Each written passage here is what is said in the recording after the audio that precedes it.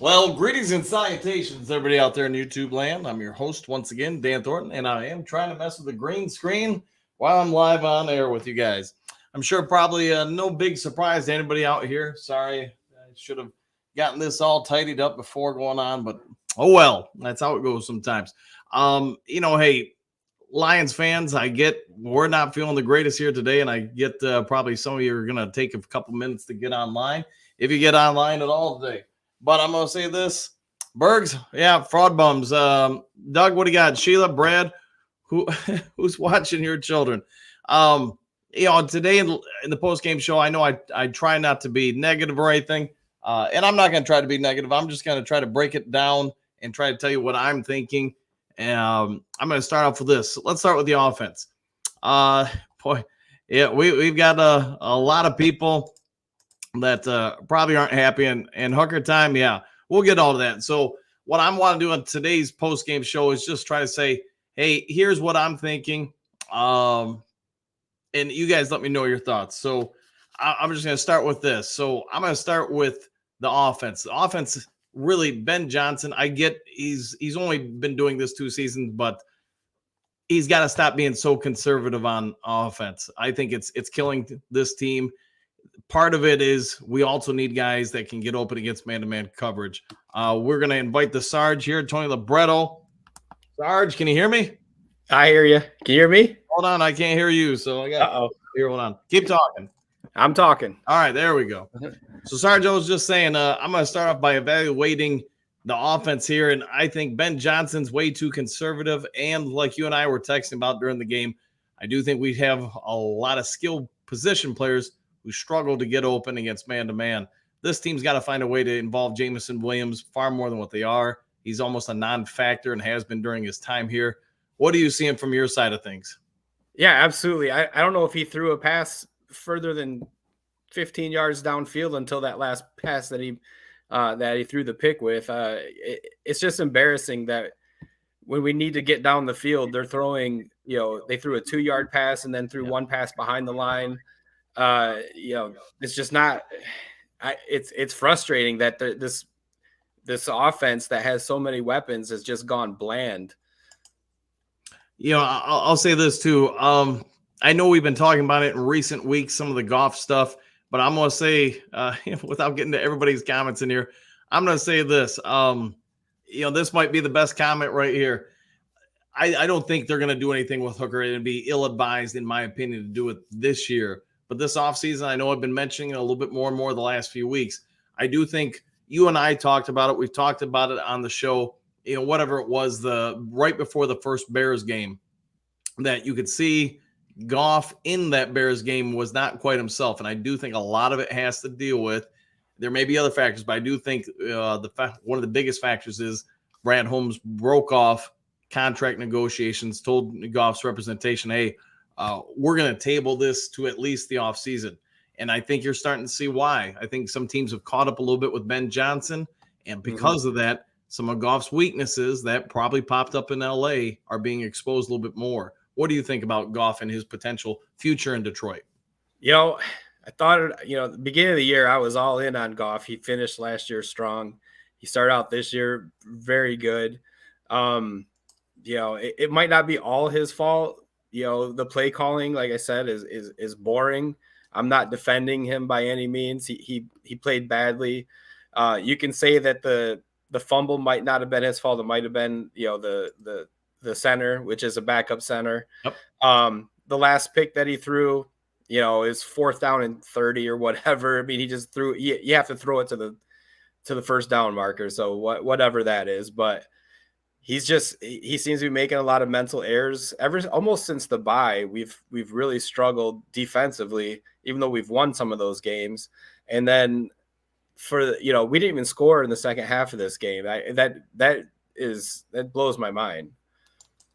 Yeah. And I think so. If you look at, say, the last 4 years in the NFL, the teams that make the elite, or the final 4, I guess you could say, a vast majority of them do have rookies with rookie quarterbacks in those contracts. So, we're all going to pick on Aaron Glenn on that defense, but I actually don't think they played horrible today. I do think there's some times where maybe they went into man-to-man when they really shouldn't, and Fields made them pay for it with his legs. If I'm the Chicago Bears, I'm probably not keeping Justin Fields. Nothing against the kid. I actually wouldn't if I was another team, I'd grab in a heartbeat, but I can see where some of the accuracy issues are out there, plus this sustainability might be an issue for them. But let's just focus on the Lions, and I'm going to say this. Jared Goff, he's not terrible, but he's got to really have everything go his way. Otherwise, his weaknesses get exposed. So we kind of talked about that. Plus, some of the receivers get a little exposed a little bit against man-to-man. I think they're going to have to re-scheme and tool this offense a little bit in the offseason. That being said, Sarge, here we are. We're 9-4, 4 games to go.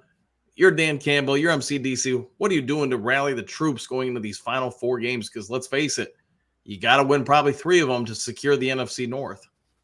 Yeah, they've got to emphasize stop making so many mistakes. That it's these games. As bad as they played in the first half, they were up 13-10 at the half. But the mistakes, you can't recover from every mistake you make when you're making that many mistakes. He's got to get back to the fundamentals. He's got to tell Ben Johnson to open up the playbook a little bit. I don't know if he's limited with Goff, but he knows who Goff is at this point. Ben Johnson's been with Goff all 3 years. So I don't know if he's limited with Goff. He's just not opening up the playbook at all.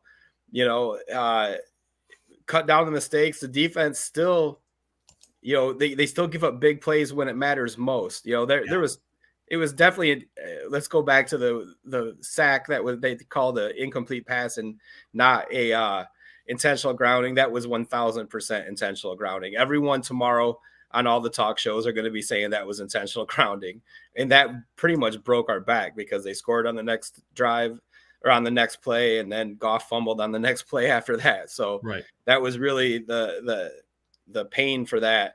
Ben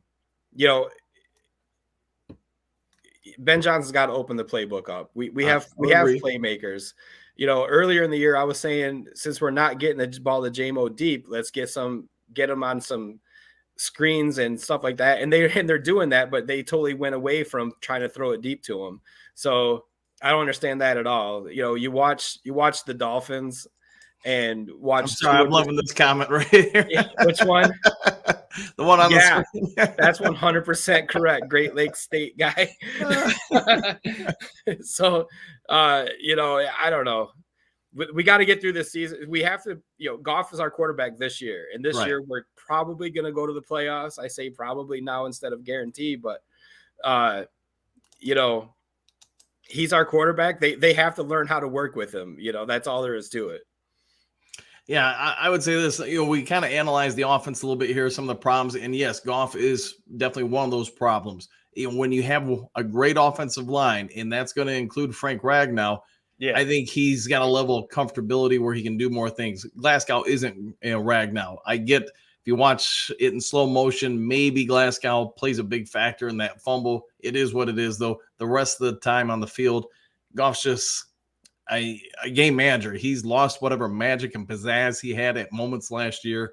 And I do think, man, they're going to have to find someone, especially you do have some guys like I know a couple people have put in the comment section like James Williams. And Williams can go. He can get open. But I do believe somebody commented in there every time we've thrown to him this year or Goff's thrown to him this year, it's always a little bit short, a little bit off, and the dude's got to stop. The one pass he took downfield to him, James Williams had probably 5 yards on the guy, but he's got to stop and come back. And I do think you're going to have to find a quarterback who can extend the field, and then this offense can really go. It'd really open up stuff for St. Brown, Laporta, et cetera. So maybe I'm giving Brad Johnson too much credit, but maybe he already knew this was coming into play.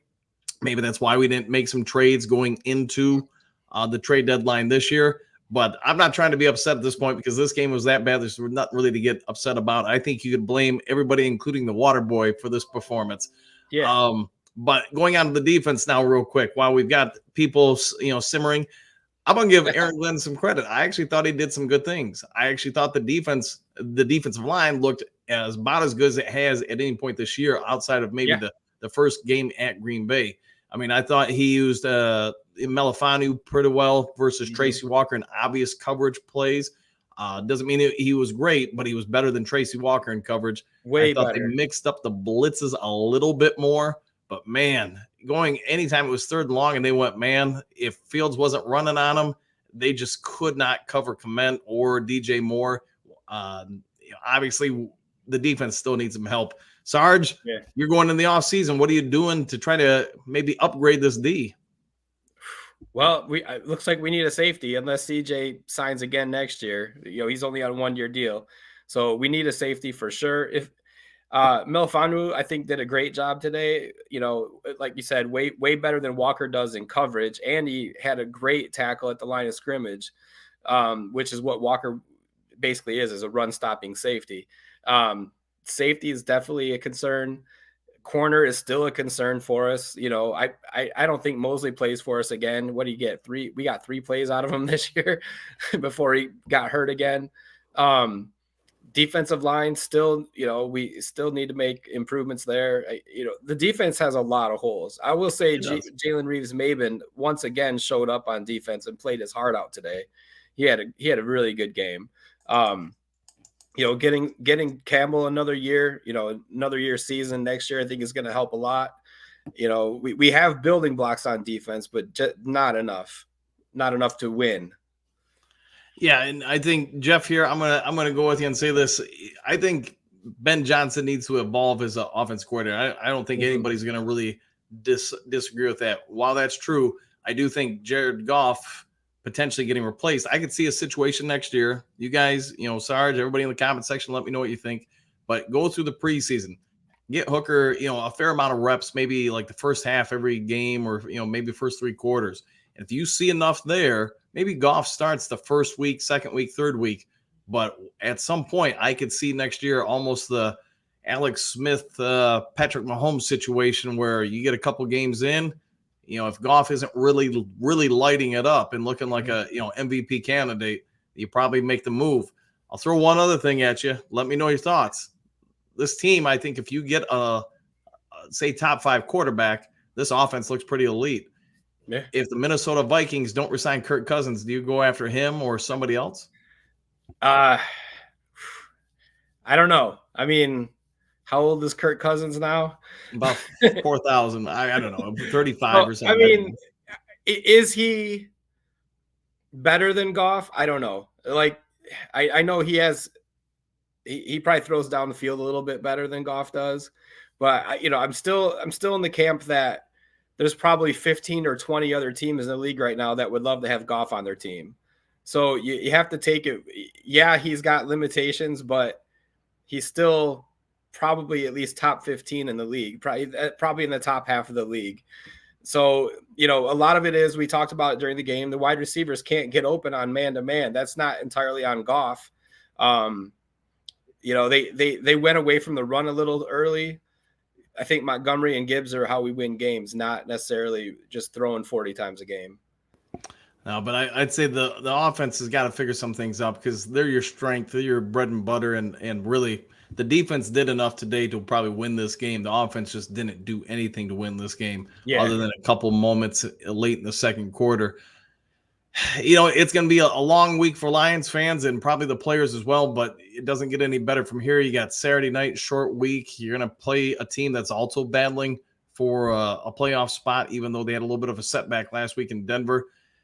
Probably the best thing that could happen right now is that James Houston announces he's coming back, but I still think he's probably a week or so away. Sarge, I mean, we've been Lions fans for more than a moment, probably like most everybody in the chat. What do you got to do to try to break the feeling that most of us are feeling right now, that here we go again? Yeah, I don't know. They have to come out next week and have a clean game. Turnovers, penalties, missed assignments on defense, missed blocks on offense.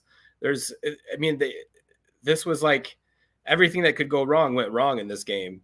If they take away half of these mistakes that they made today, they probably still win this game, but they just can't.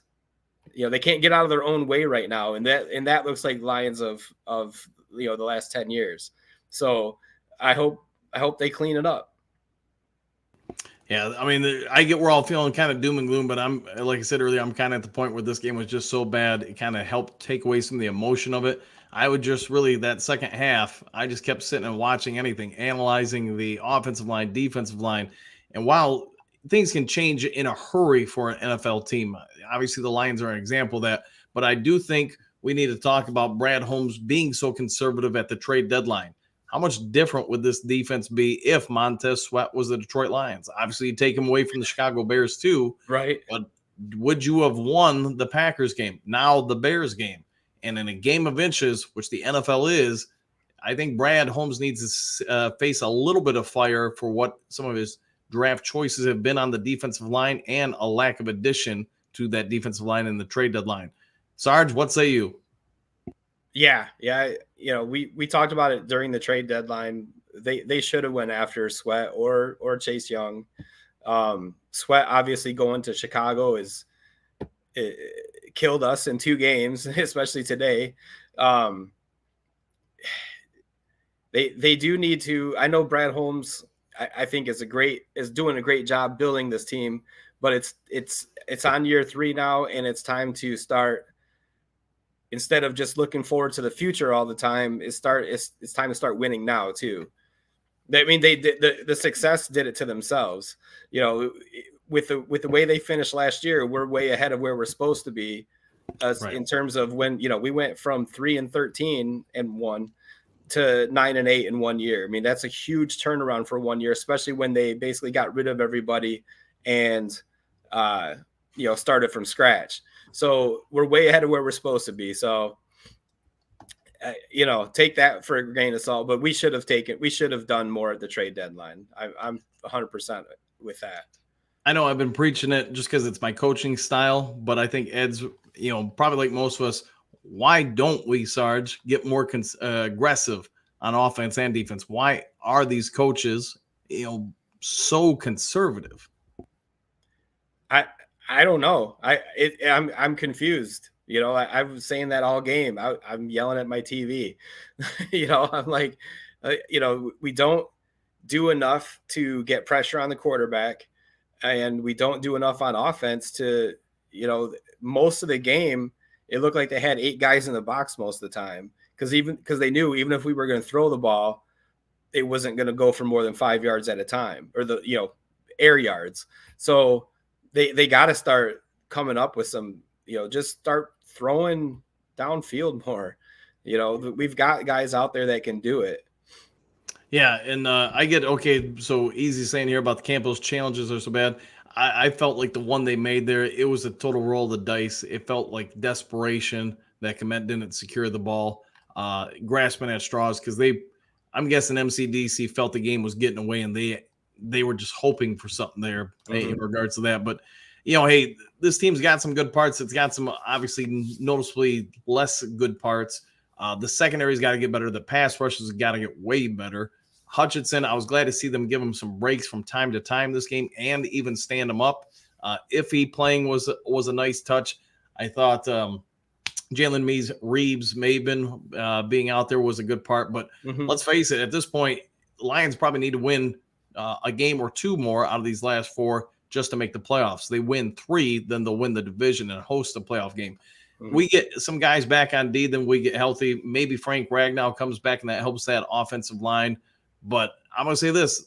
The Bears have exposed a lot of things for us as far as our weaknesses. The Packers reaffirmed that. The Saints have come out and, driven all over us. So did the Chargers.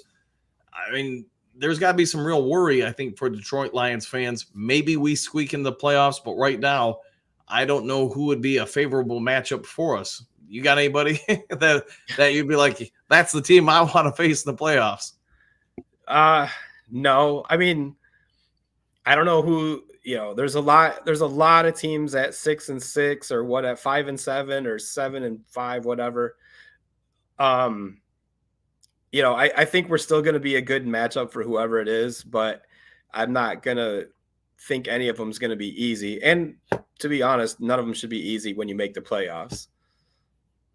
Right. You should expect a good game, but I'm just not even sure who would be a great matchup for us, because it would have to be a team, I think, that doesn't have a mobile quarterback, and that's not Seattle. That's, not Green Bay. That's not Minnesota. I mean, there's probably some other teams I'm not considering right now, but that doesn't seem to exist. It's got to be a team with a bad offense that doesn't have, bigger receivers that give us fits. That's not Green Bay. That's not Seattle. Minnesota might not have bigger receivers, but they do have some good receivers. So yeah, there's just no ideal matchup for us, and I think therein lies the problem. Oh, man, how quickly a mood can change for a Detroit Lions fan, doesn't it? All that being said, we still control our own fate. We get 2 or 3 wins out of the last 4. We're in. We're maybe even hosting a game. Sarge, what do you think we got to do next Saturday night? I think Denver's a little overrated. They went into a big win streak there, and they had some momentum for a few weeks, but I think they're already coming back down to earth. I don't think they're as good as they looked over the last month, and I don't think the Lions are as bad as they've looked over the last month. I think it'll be a good game. We have 4 losses, but none of them have been back to back, so maybe that's a good thing. They're going home after 2 weeks on the road. Yes, Denver is overrated, Phil. I see what you're saying. I think they've got a great chance to come out with a victory. I don't think the Denver's defense is all that great. They've had a good run. Every NFL team has good runs. Heck, even Carolina's won a game this year, right? So they just need to get back to making less mistakes. They can win next week in Denver. If they win Denver and split with Minnesota, they're going to be fine. All right, everybody, we won't keep you all day. If you want a more extensive therapy session as a Lions fan, which I obviously recommend, tune in to tomorrow morning's Lions Talk Live, 7 to 8 a.m. for deeper dives into maybe all the questions we need to be asking about the Detroit Lions team and trying to analyze some of the strengths and weaknesses, where we go from there. End of the day, if we happen by some way to win 3 out of the next 4, I got to imagine most of us are going to be pretty happy that we won the division, host a playoff game. And then beyond that, if we actually win a playoff game, it's probably been a pretty good season. Sarge, you got any final thoughts? No, I'm just going to drink some more now. So everyone have a good time with that. And let's regroup. That game's over. Time to stop, complaining about it.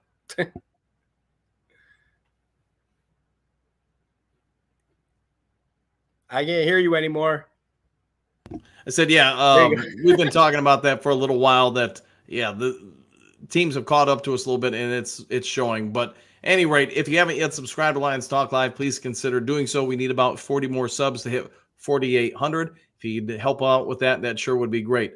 Otherwise, take care, enjoy your day, get your rooting guides going to try to help the Detroit Lions for the rest of the day, and we'll see you all in the morning on the next Lions Talk Live. Take care, everybody.